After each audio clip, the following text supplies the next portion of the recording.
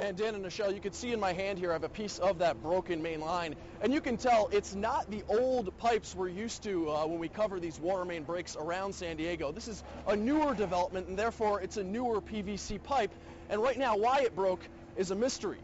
We're going to send it over to Chopper 8 right now, and you can take an aerial view exactly what we're looking at down here. As you can see, construction crews really getting to work here trying to repair this 25-foot break. We are told that Vista Sorrento Parkway at Carmel Mountain Road is going to be closed for a significant period of time today as crews continue to work here. We're told it takes about an hour per inch on the main line. Again, this is a 16-inch pipe. Are just getting pelted out there.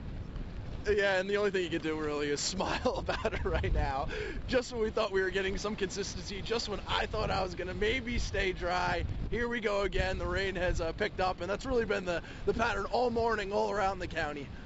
Yeah, good morning, Dan and Michelle. At this point, we're learning of two burn victims, an elderly woman and a man, both taken to UCSD Medical Center suffering from moderate burns and smoke inhalation. But here's the thing.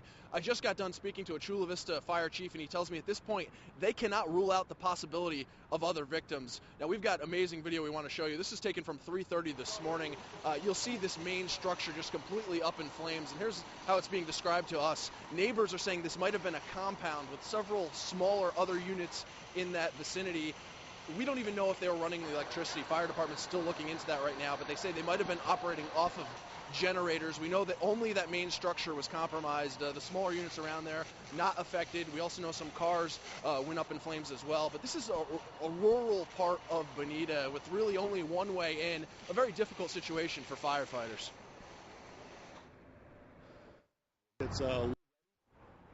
Now, from this perspective, you could just see what we're talking about right there. You heard Chief allude to how difficult it was to get to. You could see it's only really one narrow road in, and you can see the line that they've run down. Jay, can you check out that hose right there?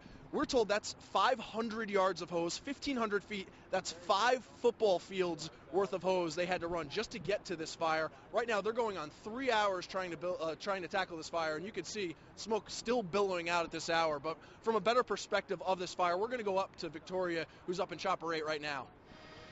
Well, good morning, Michelle and Dan. And imagine being on vacation, hearing those alarms at 3 o'clock in the morning, and then having to walk down at least 20 flights. That was the story for many people this morning as a fire broke out here on the second floor. You could see the damage to the outside of the building. The people around here describe the situation similar to Hurricane Katrina. Just north of here is a river. When that earthquake hit, the river caved in, causing it to overflow. You see the effects 3 days later. Doug.